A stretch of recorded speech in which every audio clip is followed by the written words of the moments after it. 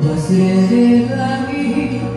泣きたいだけ泣いたら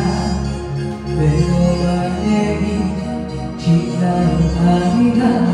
見えてくるかもしれないと、そんな強がりを見てみせるのはあなたを忘れるため、寂しすぎて壊れそうなの、私は愛のナンバー線、折れた翼広げたままあなたの上に落ちてゆきたい、海の底へ沈んだなら泣きたいだけ抱いてほしい。誰かを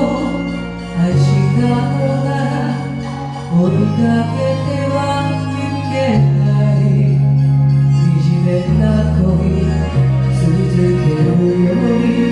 別れの苦しさ選ぶわ、そんな一言で振り向きもせず別れたあの朝には寂しさ知りもしない、私は愛のナンバー線、愚かなよと笑